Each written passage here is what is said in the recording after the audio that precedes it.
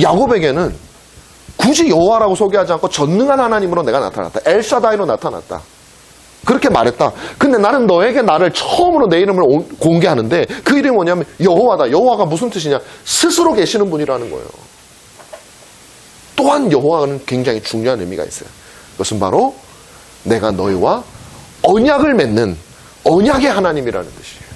아브라함과 언약을 맺고 이삭과 언약을 맺고 야곱과 맺고 그들과 맺었던 그 언약의 하나님의 이름이 무엇이냐면 여호와다. 그래서 이 여호와라고 하는 이름은 누구만이 쓸 수 있냐면 나와 약속을 맺은 그들만이 이름을 쓸 수 있다. 이 당시로는 이스라엘 백성들만 되는 거예요. 그러니까 다른 민족들은요, 하나님을 믿어도 나는 그 하나님을 여호와라고 부를 수가 없었어요. 뭐 이름 알지도 못했고 부르고 싶은 마음도 없었겠지만 그것은 오로지 하나님은 백성인 이스라엘에게만 나타나셨다는 것이에요.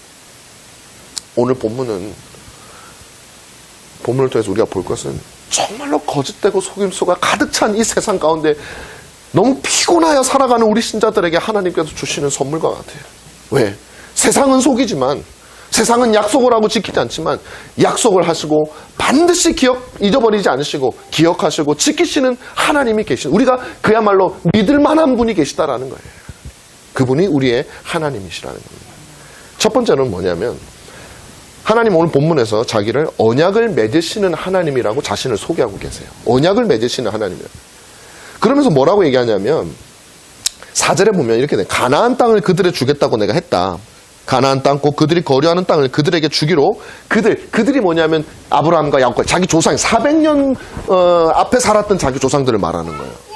그들에게 약속을 했다는, 언약을 맺었다라는 거예요. 창세기 26장에 보면 12장에 처음 나오죠. 처음 하나님이 아브라함을 부르실 때 내가 너에게 이 별과 같은 민족을 두고 땅에 먼지 티끌같이 해주고 복을 받게 해주겠다 하죠. 계속 갱신합니다. 17장, 15장 계속 갱신을 해요. 그리고 창세기 26장에 보면 이삭에게도 동일한 약속을 하시고 28장에 보면 야곱에게도 동일한 약속을 하세요. 하나님 거짓말하지 않으세요. 아브라함과 이삭과 야곱에게 했던 그 약속을 하신 하나님. 그런데 여러분, 이 약속이라고 생각할 때 여러분들이 뭐 했나 보다 이렇게 생각하실 수가 있어요. 근데 전혀 그렇지가 않아요. 하나님의 약속은요, 여기에만 등장하는 게 아니라 희한하게도 하나님께서는 인간들과 어떤 관계를 가지실 때 약속이라고 하는 그 수단을 통해서 항상 관계를 가지신단 말이에요. 자, 그게 무슨 의미냐면 보세요. 최초의 약속은 창세기 2장 16절에 나타납니다. 창세기 2장 16절에 뭐가 있을까요? 선악과예요, 선악과. 하나님이 선악과를 다 창조를 한 다음에 아담에게 야, 너 선악과를 먹으면 정령 죽으리라 라고, 이거 약속이잖아요. 좀 안 좋은 약속, 어떻게 보면. 야, 선악과 먹으면 죽일 거야 이거예요, 이거. 근데 그걸 여러분 한번 살짝만 뒤집어 보세요. 기분 나빠져. 성질 급한 사람은 또 그 말만 듣고 막 기분 나빠가지고 실망이야 막 이러고 실망하시지 마시고, 하나님이 뭘 말씀하시고 싶어 하는 거예요. 안 먹으면 살려줄게. 너 이것만 안 먹으면 내가, 야, 이거 빼고 이게 다 해도 돼. 여기 있는 거 다 먹어도 돼. 근데 참 부정적인 걸 보는 사람은 또 여기서 실망하는데, 우리는 그러십니다. 하나님 약속을 주시는 게 살려주겠다라는 약속이에요. 아담이 이걸 거부할 이유가 있어요, 없어요? 없지요. 왜냐하면 하나님이 만든 생명, 자기 생명이 내 게 아니잖아요. 내가 원래부터 가지고 있었던 거는 당신이 뭔데 나한테 주네 마네 그러쇼 이렇게 얘기할 수 있죠. 근데 하나님이 생명을 주시고 하나님이 아담에게 뭐라고 그러냐면 이 말이에요. 난 너를 지금 당장이라도 멸할 수 있어. 그러나 내가 너에게 엄청난 복을 줄게. 이것만 안 먹으면 너 살아. 여러분, 우리가 도자기를 만들든지 장난감을 만들든지, 우리 애들 레고 장난감 만들잖아. 만들어 놓고 그거 평생 가져갑니까? 마음에 안 들면 부셔요. 그럼 장난감이 뭐라고 합니까? 아니, 마찬가지야. 하나님도 우리를 만드셨기 때문에 어떻게 하실 수 있었어요. 그런 하나님 우리에게 생명을 주시기 위해서 약속을 하신 거예요. 이 약속은요, 하나님이 우리에게 주신 선물이에요. 왜냐하면 자기 자신을요, 이 약속에 매신 거예요. 이제는 만약에 우리가 안 먹었어요. 끝까지 안 먹어. 예를 아담이 안 먹었어. 그럼 하나님이 아담을 죽일 수 있어, 없어요? 없어요. 약속만 안 했어도 할 수 있어요. 마음에 안 들면 선악과는 안 먹었지만 요새 얘 마음에 안 들어. 딴 놈 만들지 뭐 그렇게 저처럼 하진 않겠지만 그럴 수 있는 거예요. 근데 하나님은 그렇게 할 수 없도록 스스로를 맨 거예요. 그게 하나님이 우리와의 관계를 유지하시는 방식이세요. 자, 그런데 두 번째 약속은 언제 나오냐면요, 창세기 3장 15절에 나와요. 아담이 범죄한 직후에 하나님께서는 하와에게 얘기를 하죠. 아담과 하와죠. 얘기를 합니다. 뭐라고 얘기하냐면 이렇게, 그러니까 안 해도 되는 거예요, 이것도. 근데 이렇게 얘기하세요. 뱀의 후손과 여자의 후손이 싸우는데 뱀의 후손이 여자의 후손의 발 뒤꿈치를 깨물 것이고 여자의 후손은 뱀의 후손의 머리를 깨버릴 거. 여기 뱀은 사탄이요, 여자의 후손은 그리스도를 말하는 거죠. 자, 이 약속은 뭐냐? 첫 번째 약속하고 비슷한 것 같으면서도 좀 많이 달라요. 왜냐하면 첫 번째 약속은 아담 네가 뭘 하면, 네가 이걸 안 먹으면 내가 살려줄게 오잖아요. 근데 두 번째 약속은 그게 없어요. 그냥 여자의 후손이 날 것이고 뱀의 후손이 있을 것인데 여자의 후손이 뱀의 머리 깰 거야. 아담 저기 누구예요? 사람에게, 아담과 하와에게 너에게 뭘 해라, 네가 뭘 해야 해줄게, 그런 게 없단 말이에요. 그래서 우리는 이 약속을 은혜의 약속이라고 하는 거예요. 은혜의 약속. 하나님이 이것도 마찬가지예요. 하나님 이 말씀 안 하셔도 돼요. 그런데 하나님께서 이 말씀을 하셨기 때문에 어떻게 하셔야 돼요? 반드시 여자의 후손이 뱀의 후손의 머리를 깨는 역사가 일어나야만 하는 거예요. 하나님. 자기 자신의 자유를 하나님이 제한하신 거예요. 그것이 바로 하나님이 우리 인간을 대하실 때 사용하시는 약속이라고 하는 방식이에요. 이건 너무나도 신비로운 거예요.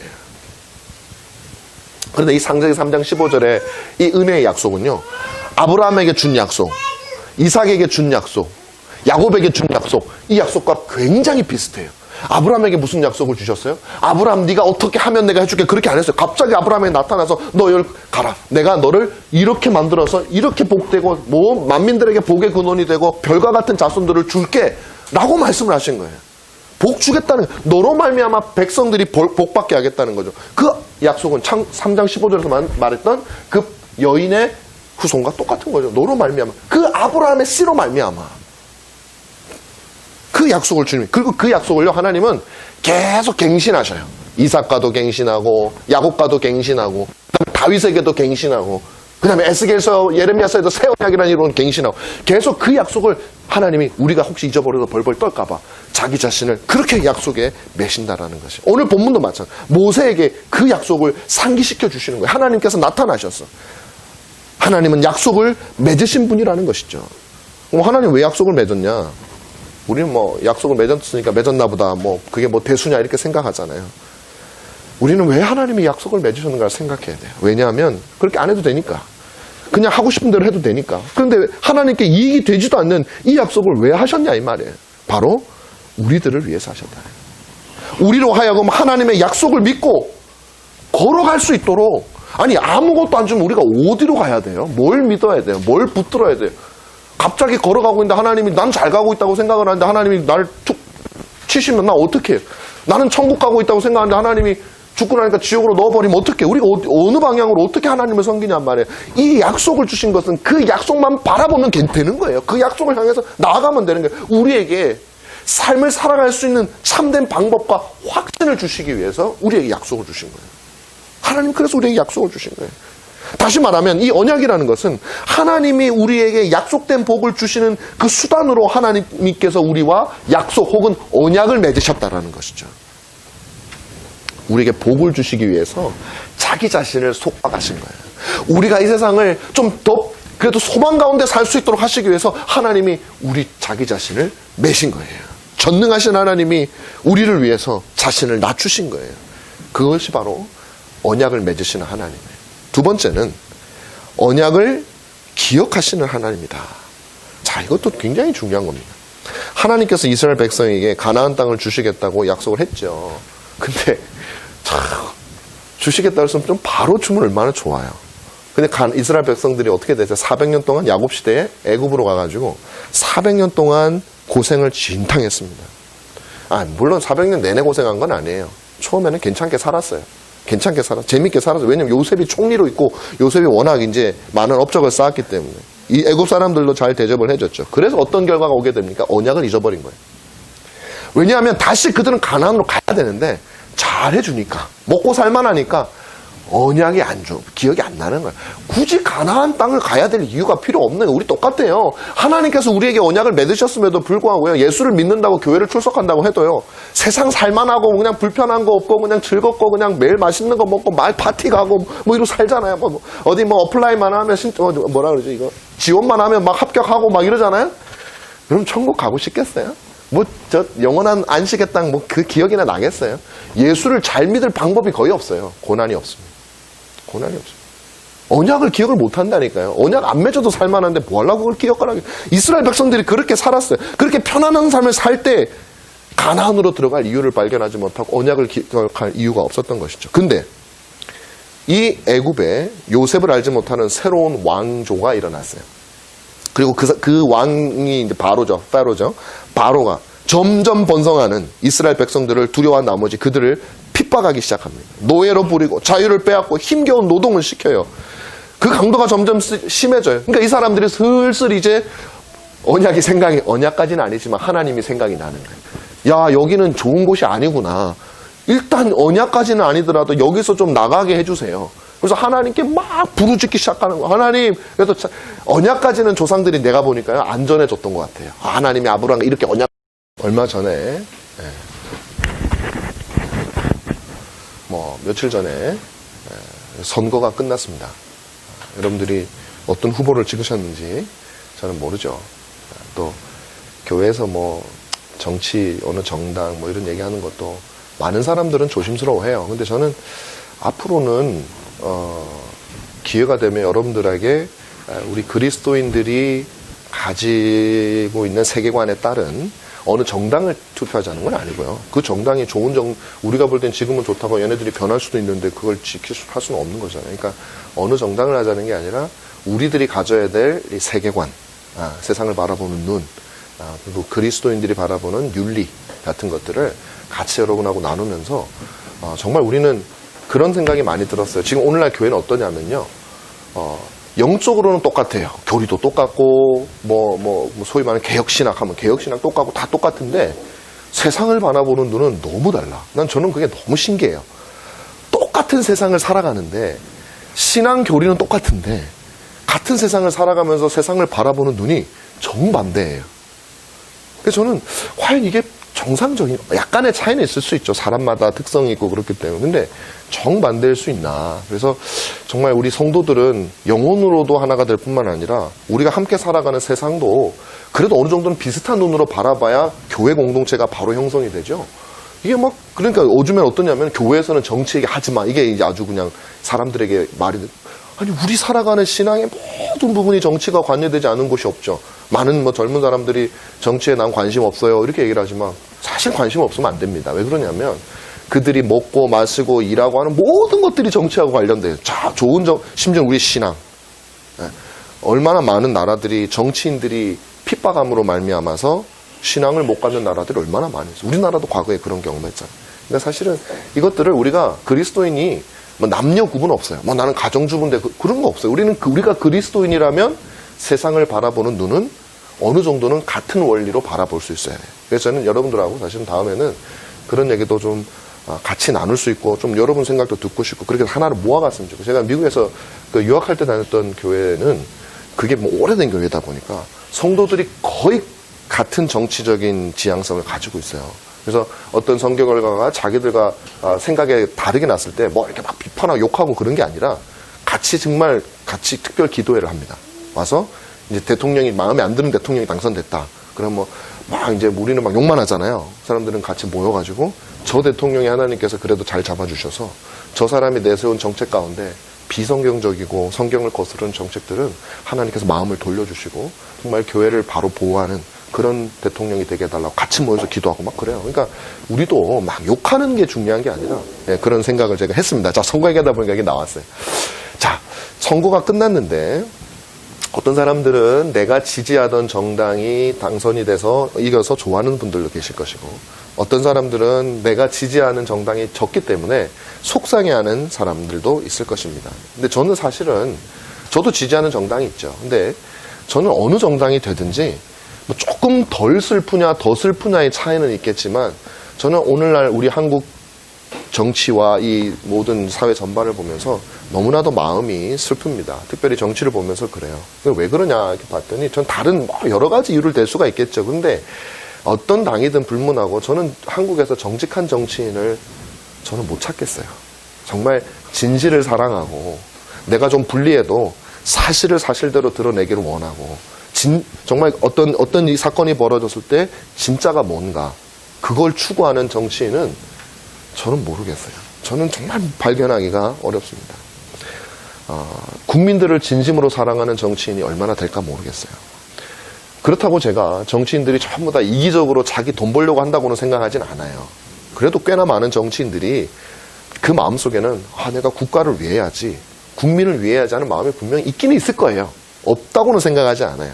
근데 그거는요, 제일 우선순위가 아닌 경우가 전 대부분이라고 봐요. 구석 어느 한 곳에 있고 자기 마음속에 스스로도 위로를 삼기 위해서 그 마음을 내세우는 거지, 더 큰 자기도 모르는 이기적인 마음들이 저는 거의 모든 정치인에게 있는 것을, 이건 맞는지 틀리는지는 모르겠습니다. 저는 그렇게 보입니다.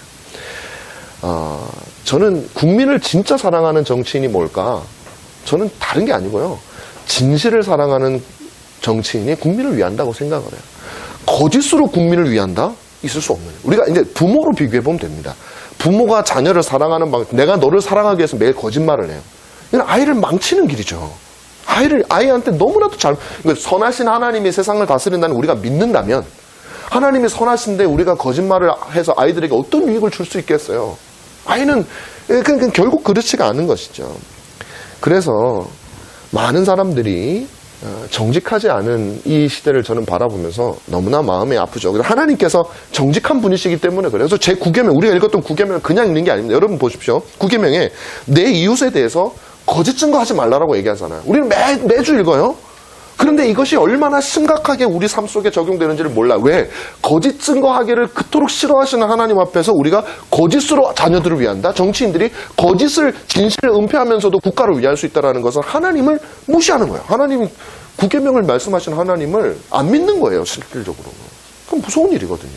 그래서 하나님을, 우리가 자녀를 진심으로 사랑하고 하나님을 진심으로 사랑하고 정치인이 백성들을 진심으로 사랑하는 방법은 진실한 거예요. 진실한 거. 약속을 하는 것도 진실하게 하고 그 약속을 지키기 위해서 힘써, 물론 못 지키게 될 상황도 있죠. 그럴 경우에는 그것을 말하고, 자기가 잘못 생각해서 약속을 해준 게 있을 수 있으니까.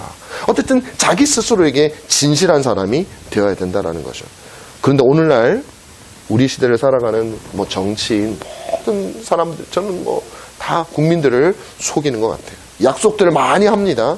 그러나 정치인들의 입에서 나오는 약속은 도저히 믿을 수가 없어요. 저는 요즘에는 정말 신물이 나요, 진짜로. 정치인들의 거짓과 위선과 가짜.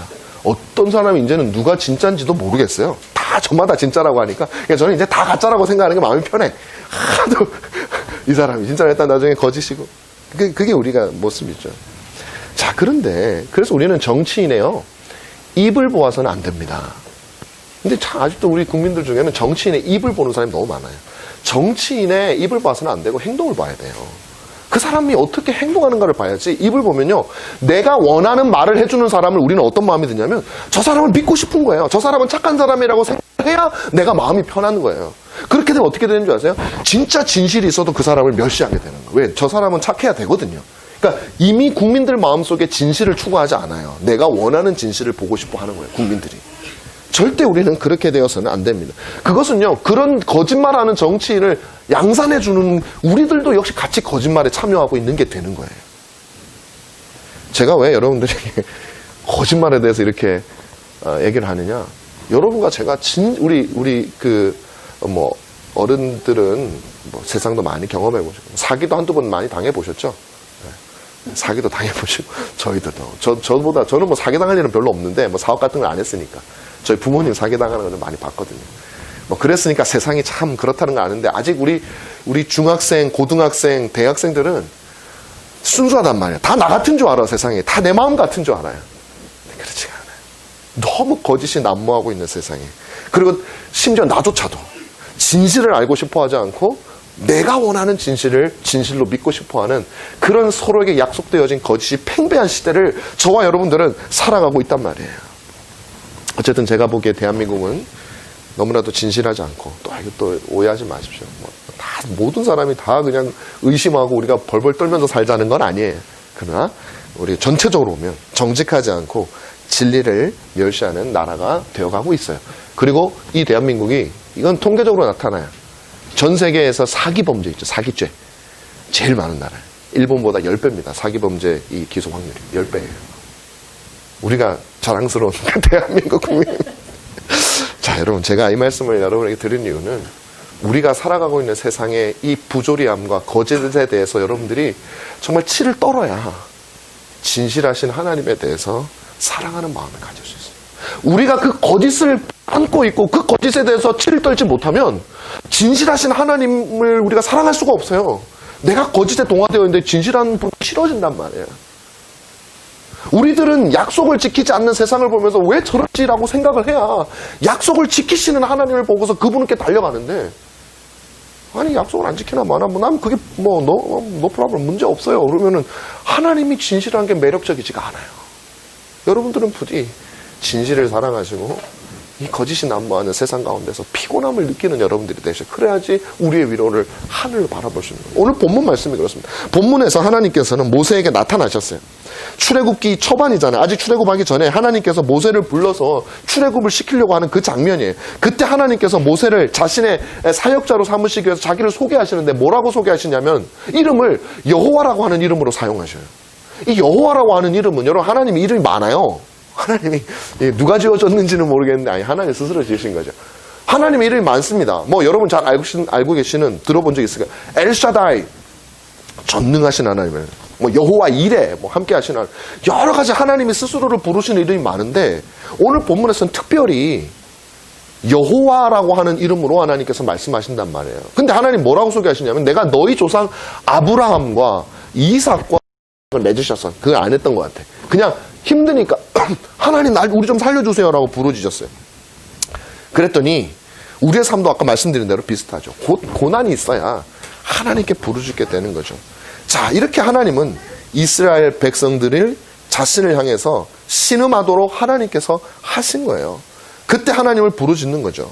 그런데 성경이 뭐라고 얘기를 하냐면 이렇게 참 이게 저는 이제 제가 이 설교를 하게 된 포인트였는데 뭐냐면 성경은 이스라엘 백성들이 하나님께 자신의 고통스러운 처지를 막 신음하고 그냥 부르짖고 하게 되니까 마치 하나님이 까먹고 계시다가 그냥 얘네들도 잘 살고 나도 뭐 하나님이 전능하시고 모든 걸 하시는데 하나님도 뭐 편안하시죠, 그죠? 나도 편안하고 너도 편안하고 우리 서로 잊고 지내다가 어느 날 갑자기 이 녀석들이 막 하나님 막 기도하니까 뭐가 자꾸 찌르잖아요. 기도가 이제 하나님을 찔러가지고 하나님 정신 번쩍 들이고 이게 뭐 하나 보니까 고통을 당해가지고 막 살려달라고 하거든요. 근데 살려달라고 한다고 바로 해주면 또 안 되니까 니들의 정성을 어느 정도인가 한번 보자 시험하시면서 기다리다가 하나님이 해주신 것처럼 그렇게 보인단 말이죠.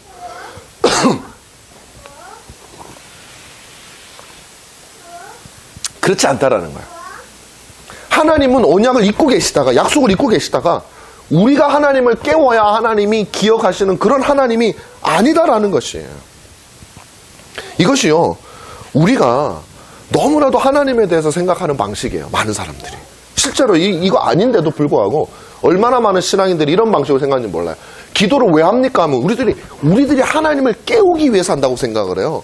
우리들이 하나님의 뜻이 있는데 하나님은 나를 이쪽으로 끌고 가려고 하는데 우리가 기도를 막 해가지고 하나님의 뜻을 뒤집어 놓는 게 기도라고 생각을 해요. 여러분 이게요, 어떻게 보면 되게 좋죠. 그냥 내가 어떻게 하느냐에 따라서 하나님도 마음이 바뀐다 그러면 하나님을 내 마음대로 조종할 수 있을 것 같아서 좋은데 이게 정말 끔찍하고 무서운 거예요. 왜냐하면 내가 생각하는 나의 이 영적인 눈과 나의 지혜와 지식은요 너무나도 부족하고 우리는 5분 앞에 10분 앞에 어떤 일이 일어날지 모르며 내가 지금 선택하는 것이 과연 나에게 정말로 좋을 것인지 몰라요. 우리는.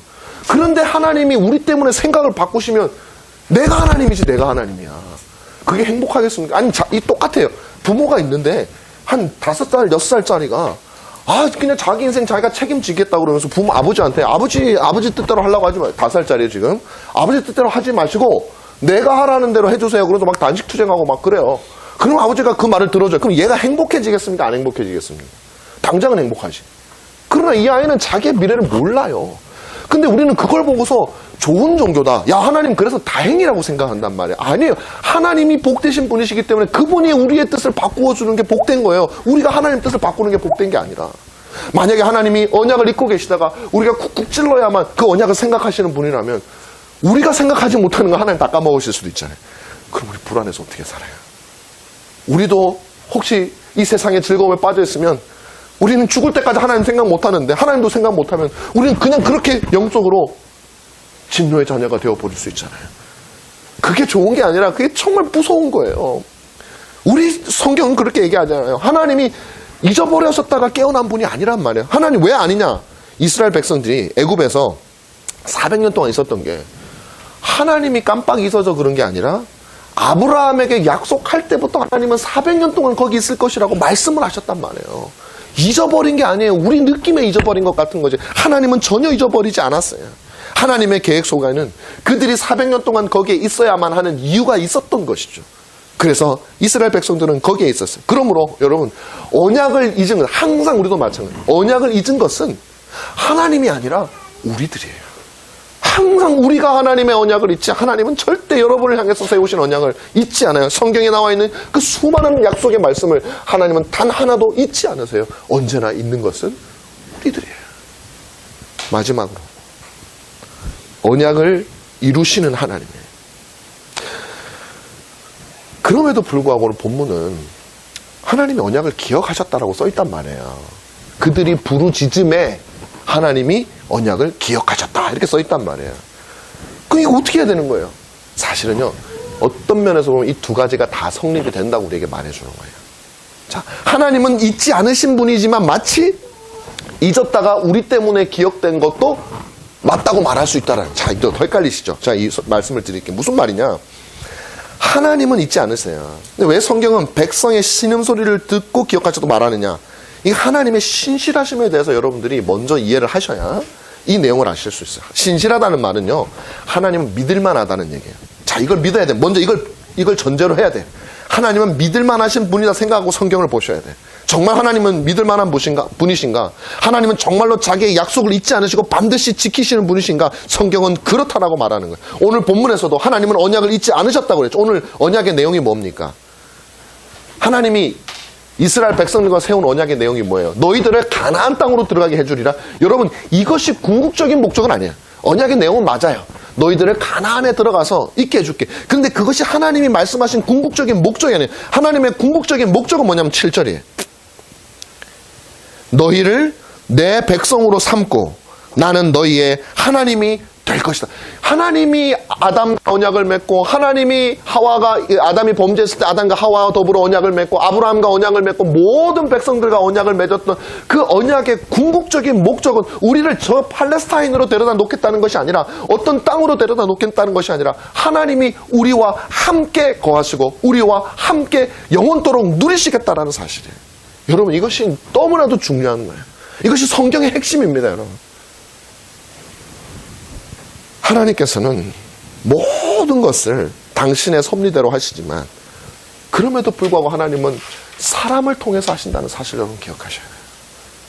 사람을 통해서 하시는 거예요. 하나님은 언제나 기억하시는 분이에요, 원래가. 그러나 동시에 하나님께서는 사람이 자기를 깨워주는 것 같은 그런 것도 하나님이 원하고 계신단 말이에요. 왜 그러냐? 왜 그러냐? 하나님의 참된 사랑과 복은 우리를 천국에 데려다 주거나 우리에게 재물을 주는 것이 목적이 아니라, 말씀드린 대로 하나님이 우리와 함께 하는 것이 목적이기 때문에 하나님만 관심을 쏟으면 우리가 관심을 안 쏟아요. 그게 문제인 거예요. 우리의 관심도 하나님이 받고 싶은 거예요. 왜냐하면 하나님과 우리가 함께 거해야 되니까.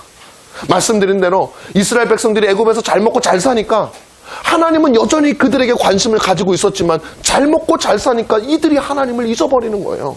그러면 그들이 육신은 편할지 모르지만 하나님과 함께 있고 싶고, 하나님이 그들과 함께 교제 나누고 싶고, 그래서 하나님에게 있는 진정하고 영원한 복을 그들에게 주고 싶은데 받을 준비가 안 돼 있어요. 왜? 물질적인 복으로 난 충분하니까. 하나님 오지 마세요. 하나님과 별로 얘기하고 싶지 않아요. 그럼 우리가 얼마나 삶 속에서 그런 걸 많이 느낍니까? 여러분, 하나님은 만복의 근원. 제가 여러분들에게 철호교회 때도 그랬지만, 만복의 근원 하나님이라는 찬양을 매주 부르는 이유가 그거예요. 제가 예전에 철호교회 있을 때 그거 가지고도 불평이 많았어요. 맨날 이렇게 만복의 근원 그 찬양만 자꾸 부르냐고, 다른 것도 막, 이것도 좋은 것도 많고 부르는데, 물론 좋죠. 근데 저는 여러분들에게 하나님이 우리의 만복의 근원이라는 사실을 예배 때마다 고백하면 좋겠다. 그래야 우리가 세상에 나가서도 세상이 주는, 눈으로 볼 때 얼마나 휘황찬란한 게 많아요. 거기에 현혹되지 않고 만복의 근원이신 하나님을 따라갈 수 있기 때문에, 하나님은 만복의 근원. 그러니까 진짜 우리의 참된 행복은, 하이델베르크 여러분들 일문에 그러잖아요. 사나 죽으나 우리의 참된 평안과 위로와 복은 뭐냐? 그리스도예요. 다른 게 아니에요. 그걸 우리는 하나님 말씀해. 그래서 하나님께서는요, 뭐냐면은 우리들을 어린 아이와 같이 취급해가지고 어떤 좋은 집을 지어놓고 거기에다가 여러분들 집어넣고 장난감, 우리 아이들이 좋아하는 레고니 뭐니 게임 잔뜩 집어넣고 자, 잘 먹고 잘 살고 잘 놀아라고 훅 떠나시는 게 하나님의 목적이 아니란 말이에요. 하나님은 어디서든지 우리와 함께 대화하고 우리와 함께 교제하고 우리가 자신을 찾기를 원하시는 하나님이시란 말이에요. 그래서 하나님은 우리와 함께 한 언약을 당신은 잊지 않으시지만 때로는 우리로 하여금 고난과 어려움을 허락하셔서 우리로 하여금 하나님을 찾도록 만드시는 분, 하나님을 깨우도록 만드시는 분. 그래서 우리에게 너희가 기도하면 내가 움직이리라. 왜 그렇게 말씀하죠? 안 하면 안 움직이겠다는 게 아니라 기도를 하면 움직이는 것은 그를 통해서 우리로 하여금 하나님을 찾게 하려는 거예요. 우리가 마음이 연약하고 어리니까. 이런 거예요.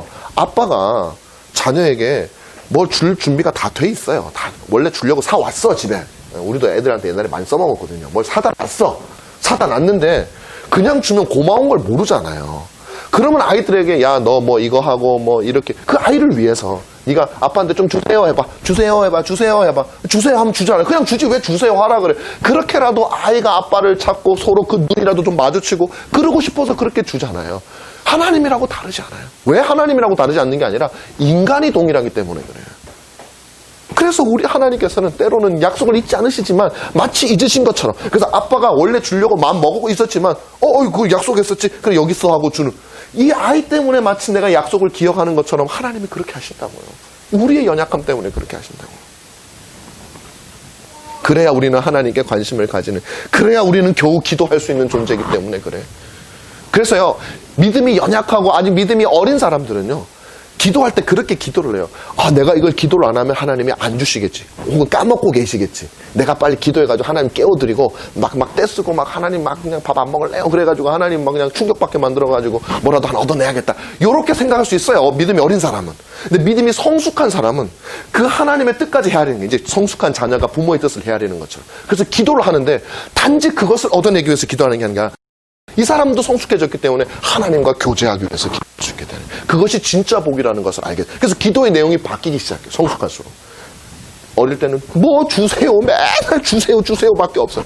근데 점점 성숙하면 하나님 앞에 갈 수 없는 내 자신의 연약함에 대해서 고백하고 하나님과 교제하기를 더 원하고, 하나님의 모습에 합당하지 내 모습 때문에 하나님 나를 더 힘을 주셔서 내가 주님을 더 기쁘게 할 수 있는 사람 되게, 이게 기도의 제목으로 점점 바뀌어져 가는 거예요. 그렇다고 뭐 물질적인 기도를 하면 뭐 안 된다, 전혀 그렇지 않습니다. 우리 수준에 맞는 기도를 결국 하는 거예요. 하는 게 중요해요. 수준에도 안 맞는 거 하려다가 아예 기도는 안 할래 이렇게 하지 말고 하는 게 중요해요. 하는 게. 하다 보면 그렇게 성숙되어 가는 거예요. 자, 이것을 이제 그런 거죠. 그래서 하나님께서 약속을 기억하셨음에도 불구하고 그들의 기도를 불러내신 거예요. 그래서 마치 그것 때문에 기억하신 것처럼 그렇게 말씀을 하시는 것이죠. 하나님의 목적은 제가 뭐라 그랬습니까?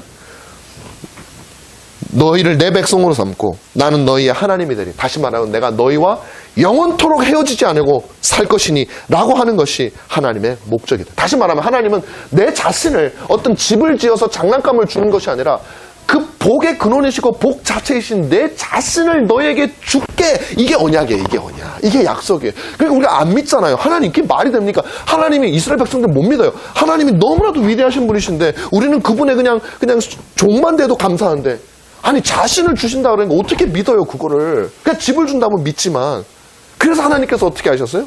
자기 자신을 준 거예요. 그래서 자기 아들 그리스도를 이 땅에 오게 하셔서 십자가에서 우리를 위해서 죽게 하심으로 말미암아 내가 너희에게 언약을 통해서 하고자 하는 궁극적인 목적은 내가 너희와 더불어 영원히 살고 내 자신을 너희에게 주는 거야 라고 하는 말을 믿도록 그리스도를 보내주신 거예요. 십자가에서. 그게 증표예요, 증표. 하나님의 목적은 여러분들을 어디 천국에 데려다 놓고 하나님은 딴 데 가 사시는 게 아니에요. 야, 얘네들이 왔으니까 난 딴 데 가자. 그렇게 하는 게 아니에요. 같이 살자. 같이 살기 위해서 나도 너희를 사랑해야 되면 너희도 나를 사랑해야 돼. 그래서 언약을 맺으시고 그런 여러분들의 모습을 만들어내기 위해서 우리로 하여금 전 인생을 살게 하시는 거예요. 고난을 겪고 우리가 부족하기 때문에 그런 고난과 역경이 오는 거예요. 그 모든 과정을 이겨내면 하나님이 거하시는 이 영원한 나라에서는 온통 하나님으로 가득 찬, 그분의 영광으로 가득 차고 그분의 영광을 날마다 보고 누릴 수 있는, 그렇게 가는 거예요. 그래서 천국은요 무슨 뭐 다이아몬드가 있고 뭐 뭐가 있고, 그러잖아요. 뭐, 황금길이 있고. 내가 몇 번 얘기했지만 솔직히 말해서 황금 별로 안 좋아해. 이제 황금보다는 차라리 갈비찜이 나아. 뭐 황금 있으면 뭐야 먹지도 못하는 거, 그죠?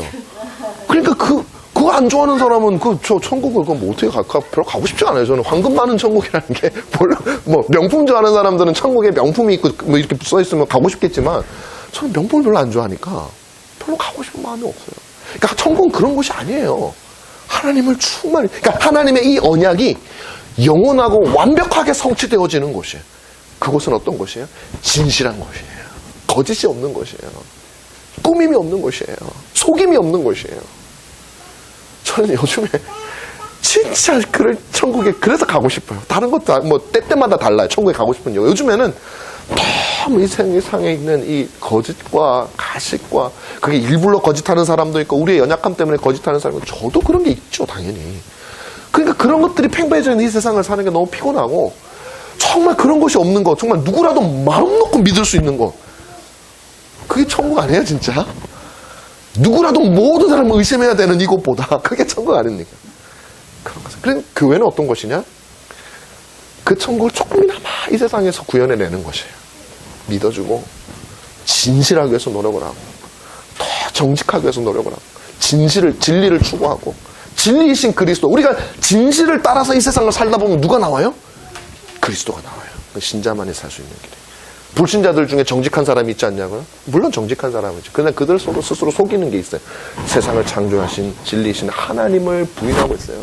그래서 아무리 정직해도 그들이 가는 길 끝에는 진리이신 그리스도가 안 나타나는 엄청난 거짓을 가운데 가지고 있기 때문에 우리가 이렇게 진리를 말해줌에도 불구하고 안 들리는 거예요. 그러나 우리는 진리를 따라 쫓아가면 그것은 진리이신 그리스도께서 계신다라는 것이죠. 자, 말씀을 맺겠습니다. 하나님께서는 정말로 정직한 분이시고 우리와 언약을 맺으시는 분이세요. 반드시 지키는 분이십니다. 그런데 우리 인간은 어떤 존재냐? 한심하기 그지없습니다. 자신들이 하나님께 구해달라고 호소해놓고서 하나님께서 그 호소를 들으시려고 할 때 우리들은 거부하는 존재예요. 희한한 존재예요. 무슨 말이냐? 하나님께서 모세를 보내셨단 말이에요. 모세를 데려가서 모세를 보내서 구해달라 하니까 하나님 언약을 기억하고 그래 그치 구해줄게 모세를 보냈어요. 근데 이스라엘 백성들이 딱 보니까 마음에 안 들어. 왜? 모세까지는 괜찮았는데 40년 전 모세였었어야죠. 저 바로국에 있던 왕자로서의 모세가 왔다 그러면은 이스라엘 백성들도 들었을 거예요. 그런데 오늘 본문에 그러죠? 이스라엘 백성들도 안 듣는데 바로가 듣겠습니까? 모세가 그러잖아요. 왜? 그들이 꿈꾸던 그 사람이 아니거든요. 근데 다 늙은 80세가 넘은, 그것도 지위도 다 잃어버린 그 모세인데 아니라는 거예요. 하나님은 약속을 기억해도 우리 마음에 들지 않으면 우리는 거부하는 사람들이에요. 그러나 하나님의 방법은 우리의 방법과 달라요. 하나님의 방법은 왜 우리의 방법과 다르냐면 일부러 하나님은 40세의 모세를 사용하신 것이 아니라 80세의 모세를 사용하시는 거예요. 왜? 하나님이 그 일을 하셔야 되기 때문에 그래요. 모세가 그 일을 하는 것이 아니라, 모세의 지위가 하는 것이 아니라 하나님을 신뢰해야 돼요. 이스라엘 백성들은 하나님을 신뢰해야 돼요. 애굽의 왕자인 모세를 신뢰하는 것이 아니라. 우리도 마찬가지예요.